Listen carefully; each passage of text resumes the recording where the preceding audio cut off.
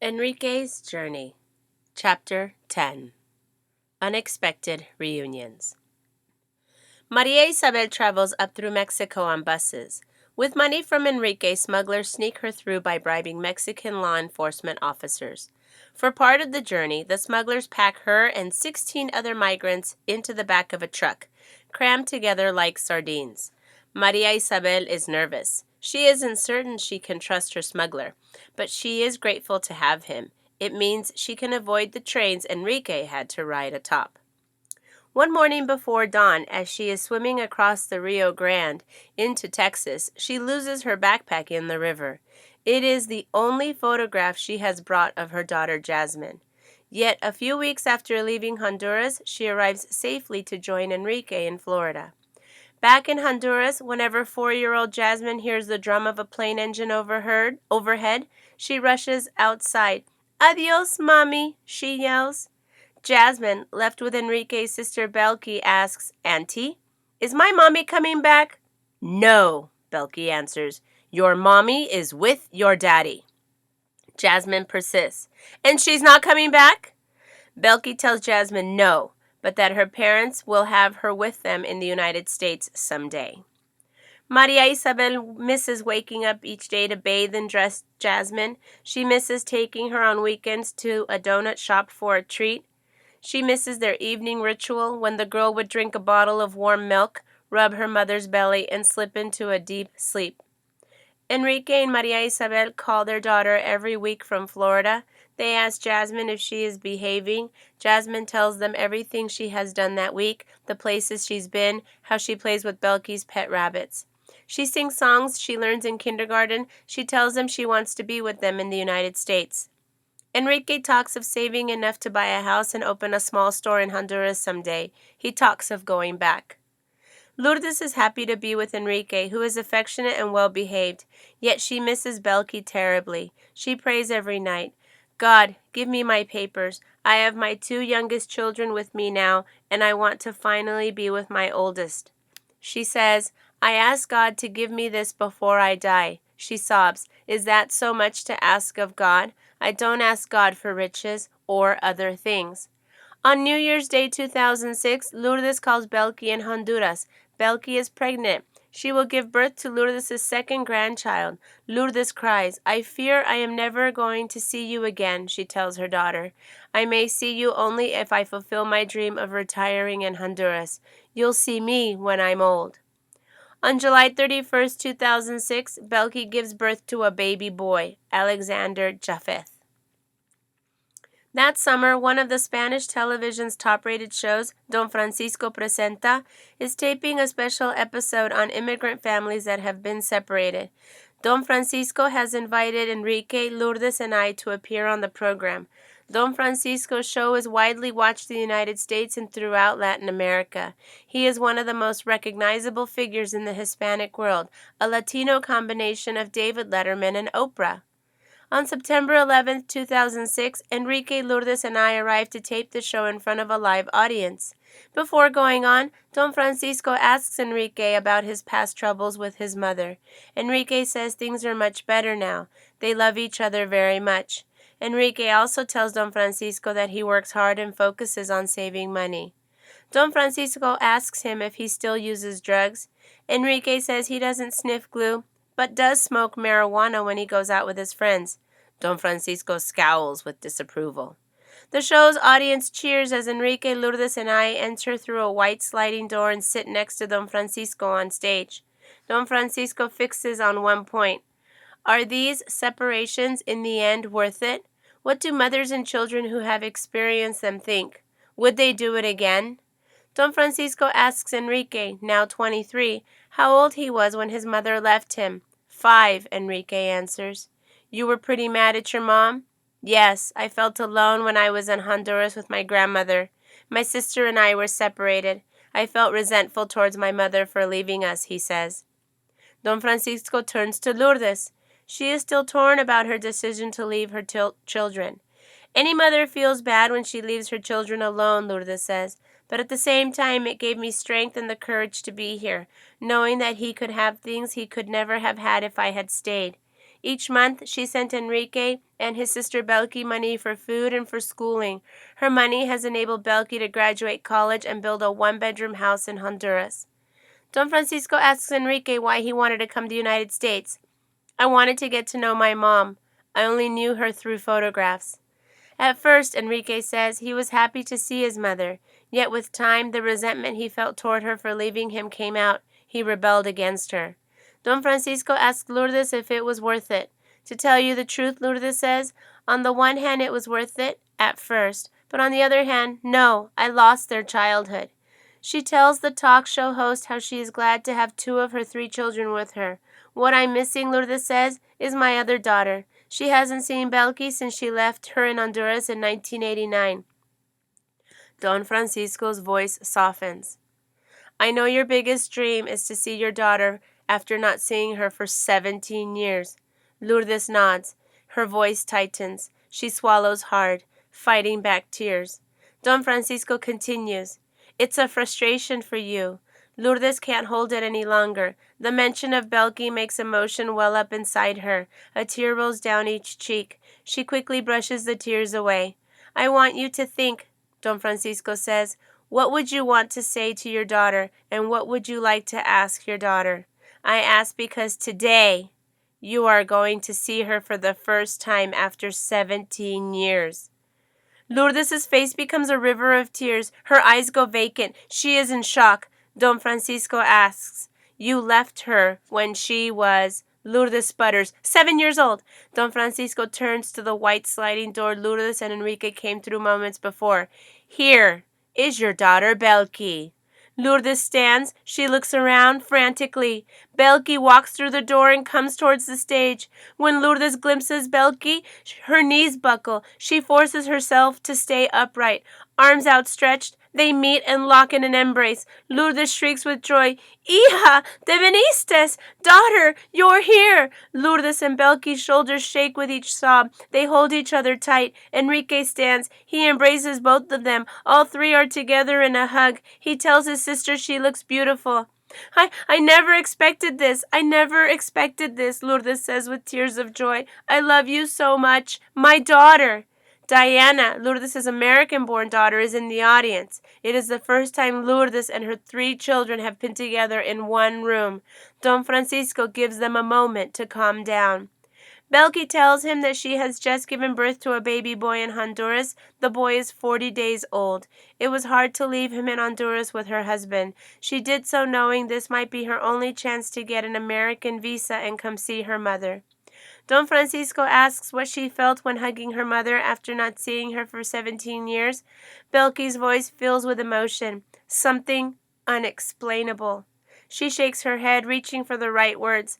After so long without her, it's very hard to explain what I feel. She knows I adore her, that I love her so much. Lourdes dabs at the tears with a handkerchief. Was the separation worth it? Belki says her mother has helped a lot and given her a life she never could have had otherwise, but it never fills the emptiness I have felt for so long. Her hand taps her heart, not even now that I have my baby. The love of a mother is something you cannot replace with anything else. Belki best answers Don Francisco's question 8 days later. On September 19, 2006, she gets up early. At a Florida airport, she gives Lourdes one last tight hug. Then she boards an airplane back to Honduras. Back to her son. Epilogue. 2 Promises. When Enrique first arrives in the United States, he promises himself 2 things: to leave drugs behind and to bring his daughter north quickly. 6 months after Maria Isabel arrives in North Carolina, Enrique brings his 4-year-old daughter Jasmine across the border and into the United States. Jasmine journeys for 10 days with Enrique's 17-year-old cousin and a woman the family trusts. The woman calls Enrique and Maria Isabel every day to assure them. The girl travels through Mexico, stashed away in the back of an 18-wheeler truck. She crosses the Rio Grande on an inflated inner tube, just like her father. She is caught by Border Patrol agents as she is entering the United States, but as a minor is quickly released to her parents with an order to appear in immigration court at a later date. Jasmine runs towards her mother when she sees her. "Mommy!" she cries. Maria Isabel sobs and embraces her daughter, but Jasmine, the girl with crooked teeth, curly hair, and a big smile, keeps her distance from Enrique. "He is your father," Maria Isabel insists. Enrique tries to bridge the divide by spoiling his daughter. On weekends when Maria Isabel is cleaning hotel rooms, Enrique takes Jasmine to the Golden Corral or McDonald's or to the mall to buy clothes. He watches SpongeBob SquarePants and iCarly with her. With each day, Jasmine grows closer to her father. "You are my girl," Enrique says lovingly. Like most parents in similar circumstances, Enrique and Maria Isabel are fearful of Jasmine being deported. The girl learns to hide behind cars on the street when she sees immigration agents. In Florida, Jasmine becomes inseparable from her grandmother Lourdes. They spend so much time together, people assume Jasmine is Lourdes' daughter. They dress alike, pull their dark curly hair high up in ponytails, wear dangly earrings.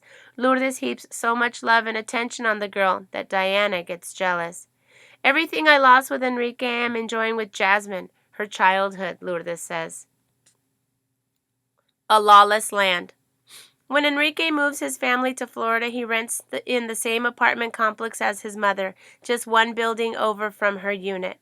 The gray two-story apartments built of cinder blocks have large balconies in front on the second-floor apartments. On Friday and Saturday nights, many Latino men, their work week done, gather on the balconies to sip beer and talk. Most are not in the United States legally, so they don't have bank accounts. They carry money from paychecks they received in cash that day. To a group of African American gangsters at the apartment complex, wads of cash, plus the fact that the Latino men are unwilling to report crimes to police for fear of being deported, make them an ideal target. One Saturday evening in December 2006, Enrique and three friends are sipping Coronas outside after a week painting houses. Enrique moves to stand on the stairs leading up to his friend's balcony to take a call on his cell phone. Two attractive African-American women brush past him and climb the stairs to the balcony. They flirt with his friends and ask to bum a cigarette. Enrique's friends, distracted, don't notice a car with three African-American men parked out of sight around the corner, swing in front of their apartment. The gangsters jump out of their car. They run up to the stairs to the balcony. Afraid his friend is about to be robbed, Enrique turns to follow the men up the stairs. One of the gangsters, brandishing a gun, grabs Enrique and flings him over the railing. Enrique crumbles to the ground. He gets up and runs.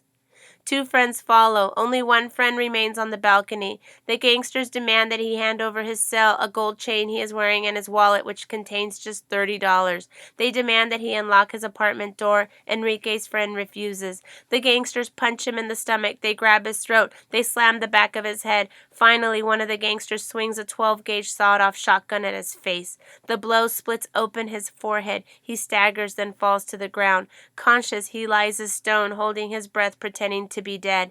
He afraid the gangsters will finish him off. Blood streams from his head. "He's dead," he hears one of the women say. The women and gangsters flee. 16 stitches in his head save Enrique's friend, but the robbery is beginning of constant fear for Enrique and his family.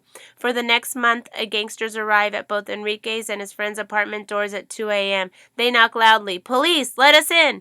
Enrique peers out the peephole. It is not the police. One day, as he is sitting outside on a bench near the apartment playground, someone shoots at Enrique. Another night, as he sleeps, someone rams into the front of his Toyota in the apartment parking lot, causing $2,000 worth of damage. To Enrique and Lourdes, it is intimidation, a clear message not to report what he witnessed in the beating to police. "They didn't want witnesses," Lourdes said. "They wanted us to be afraid." A month after Enrique's friend is beaten and robbed, the same gangsters beat and rob a Mexican man who lives in the apartment directly below Lourdes. Drunk and enraged, the Mexican man runs into his apartment, grabs his machete, and chases the three gangsters. As he closes in on the gangsters, one of them turns around and shoots the Mexican man 3 times. The man, in his 20s, falls to the ground, dead. In the spring of 2007, Lourdes' boyfriend finds that the 3 vans he uses for his house painting business have been broken into. He loses $13,000 worth of tools, including 2 new sprayers and a compressor.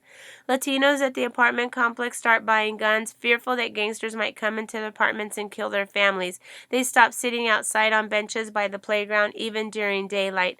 Lourdes and Enrique's families don't go out at night. They always keep their doors locked and look through the peephole before opening the front door. It is like we are dogs locked up in a cage, Lourdes says. We have so much fear. Police step up patrols, and yet they never seem to be around when bad things happen, as far as Enrique's family can tell. The beating of Enrique's friend, the murder of the Mexican, and the van break-ins all go unsolved. Enrique never reports any crime against him to police. Like most immigrants in the United States illegally, he fears that calling the cops will lead to deportation. Worse, Lourdes fears that because she went on Don Francisco's television show without disguising herself, and because many in the neighborhood have tied her to a best-selling book about undocumented immigrants, her family's odds of being deported are potentially higher. Instead of turning to police, Enrique and Lourdes opt for a different solution. The black people started killing the Hispanics, so we decided to move, says Jasmine. Lourdes vows she is done renting apartments. She rents a house. Locked up. In North Carolina, Enrique gave up glue sniffing, but in Florida, he meets new friends who use different drugs. In 2010, Lourdes convinces Enrique and his family to move back in with her. Her presence, she hopes, will help her son. Also, Enrique can help her cover her rent. Ever since the real estate bubble burst in 2007, hitting Florida particularly hard, Lourdes and her boyfriend have been struggling financially. Lourdes' boyfriend has to let go his crew of 20 painters. He begins working for an hourly rate. If there is no work locally, he goes to Georgia and Key West in search of jobs. Lourdes helps keep the family afloat with her job caring for 2 elderly Floridians. In April 2010, Lourdes marries her longtime boyfriend. In keeping with the teachings of the church, her daughter Belki follows her in her footsteps, joining an evangelical church in Honduras and marrying her longtime boyfriend Giovanni the same month.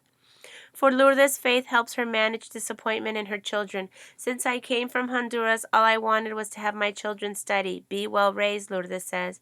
Belki never finishes college. She makes and sells fruit pops from her small home Lourdes built for her.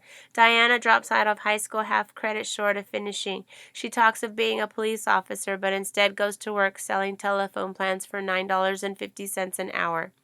Enrique spends Christmas 2011 drinking with friends at a local motel, a rundown brick building with brown shutters and plywood patches on some of the doors. At 8 p.m. on December 26, sheriffs arrive at the motel. Enrique and 4 others are still in their motel room drinking. Sheriffs discover that Enrique has an outstanding order of arrest for not paying a ticket he was issued 3 years ago for driving without a license. As part of the wave of local and state anti-illegal immigrant laws passed in recent years, only 3 states still allow undocumented immigrants to get driver's licenses. Enrique spends the night in jail expecting to be released. When Maria Isabel, now 3 months pregnant, learns of his arrest, she cries hysterically. In 2008, the federal government began rolling out a program every police department in the country had to implement by 2013. If someone is arrested for any reason, their fingerprints must be sent to federal immigration authorities who will deport people who are in the United States illegally. As the federal program was adopted by thousands of police departments, deportations increased 40% between fiscal years 2006 and 2011, a year when the United States deported nearly 400,000 immigrants nationwide. During those same 5 years, Florida nearly doubled the number of undocumented immigrants it had in its jails any given night. The increased deportations put Enrique's family and migrants around the country in a state of constant fear. They have caused another kind of family separation. According to the think tank, the Applied Research Center, the United States removed 46,000 parents of U.S. citizen children. At least 5,100 of those children ended up in foster care.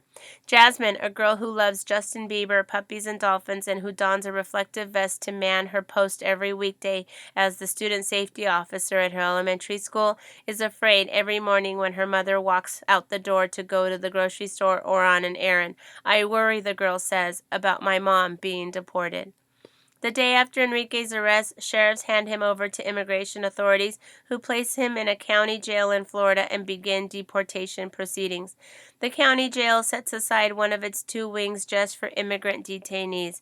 The county receives nearly $85 per day from the government to hold immigrants, an average of $21,264 per night in 2011.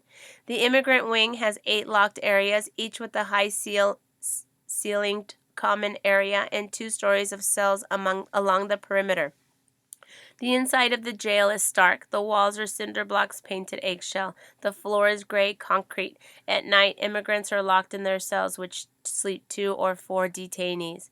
Enrique tries to sleep atop the thin brown mattress on the narrow steel bunk bolted to the wall of his cell. The TV blares until midnight. Metal doors clang open and shut all night. Earplugs are prohibited. He cannot sleep.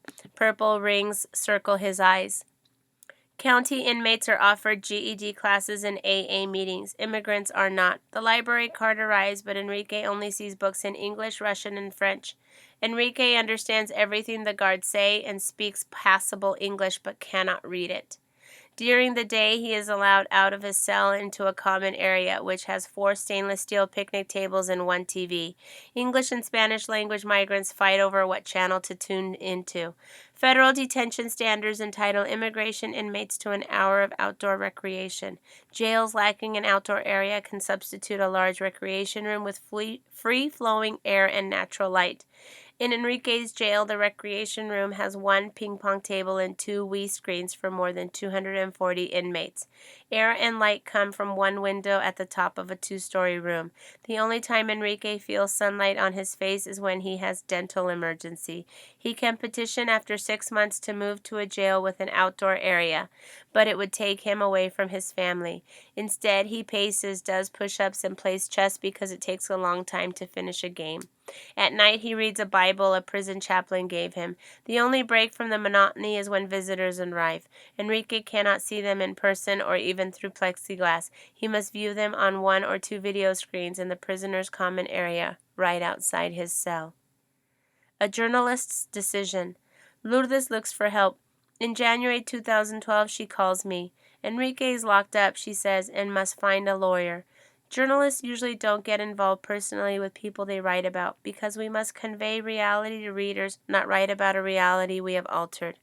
Our credibility depends on playing it straight with readers or not taking sides. There is a clear exception to the involvement rule. If someone is in imminent danger, we should help them if we can, and then we must disclose what we have done to readers. I have followed how increasingly dangerous Honduras had become. The country now has the highest homicide rate in the world, according to the United Nations. Large swaths of Hondurans, including Enrique's family's neighborhood, had fallen under the control of gangs and the Zetas, Mexico's most violent narco-trafficking organization. The Zetas and other gangs impose an impuesto de guerra, a war tax, on drivers and business owners. At the taxi stand near Enrique's neighborhood, the Zetas' enforcer shows up every morning with a checklist of drivers. Anyone who hasn't paid the daily $13 tax is threatened or killed. I learned that 4 of Enrique's close family members had been getting texts and telephone calls with death and extortion threats. The family changed phones and stopped going out at night. The adult version of my book, published in 2006, had made Enrique famous in his neighborhood and in Honduras.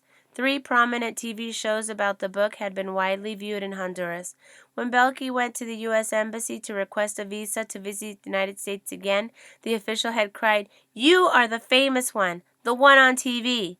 To instill fear and earn greater notoriety, gangs in Honduras targeted and killed famous people. They had already murdered the previous president's son and a famous journalist. If Enrique comes back, he is going to die, Belkey told me.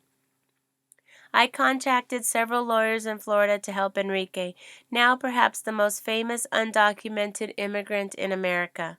His story had inspired changes in laws in Mexico and prompted readers to build schools and water systems and help establish businesses in Central America and in Mexico. 2 Miami attorneys, Sui Chung at Immigration Law and Litigation Group, and Professor Michael S. Vestine, director of the Immigration Law Clinic at St. Thomas University School of Law, stepped forward. They would pour many, many hours for free into Enrique's case and pursue 2 legal strategies. That either a past trauma or a future one he might face should save Enrique from deportation. First, Enrique's attorneys laid the groundwork to apply for a U visa, a program created by Congress in 2000 that allows migrants to stay legally if they are victims of a crime, provided that they report that crime and then help prosecute the perpetrator by serving as witnesses. Congress envisioned the U visa as an invaluable tool to encourage migrants frightened of coming forward and cooperating with police because doing so could result in deportation or lethal retaliation from gangs.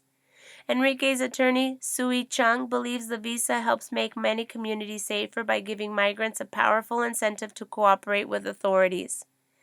Enrique's attorneys offered local law enforcement authorities testimony in the beating Enrique had witnessed. Law enforcement certification of his cooperation with an investigation was critical for him to be able to apply for the visa. Meanwhile, congressional leaders had begun fighting about whether to curtail the visa program. The U.S. Senate approved increasing the number of U visas allowed annually to 15,000 from 10,000. They wanted to increase the incentive for frightened victims to come out of the shadows, but critics in the U.S. House of Representatives are incensed that this is the one visa where even aggravated felons aren't barred. What's more, they say, there is no numerical cap to the number of family members of victims who can get the visa. Granting a path to citizenship, they say, isn't proportional to helping police solve a crime. They are working to disallow the path to citizenship afforded by the visa. There is no time limit for when a crime victim can step forward to help police investigate a crime and thus be certified for a U visa for their efforts.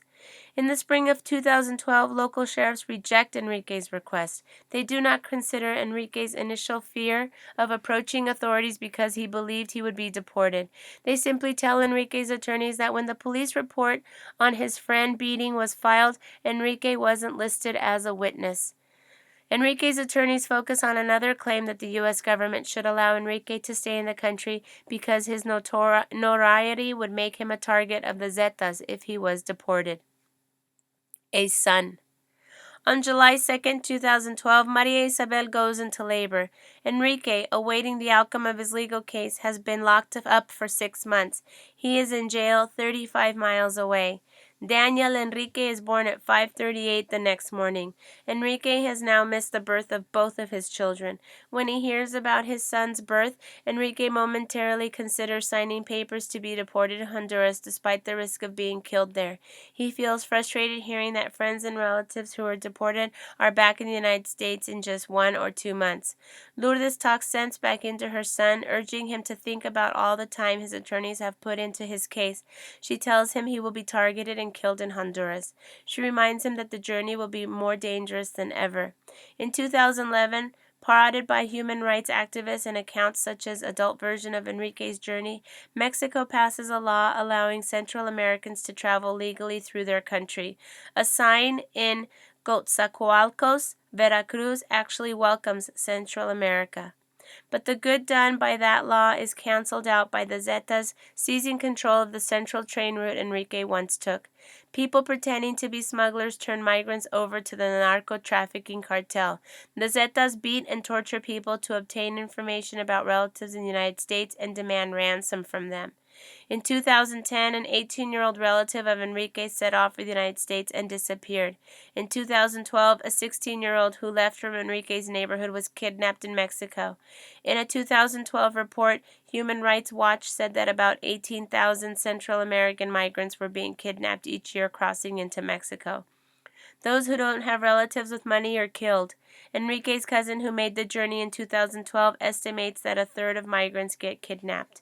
If Enrique gets deported, returns to the United States, and again gets caught by the police, the consequences could be severe. His attorneys have seen clients with no criminal history get 8 years in jail for re-entering the United States without permission.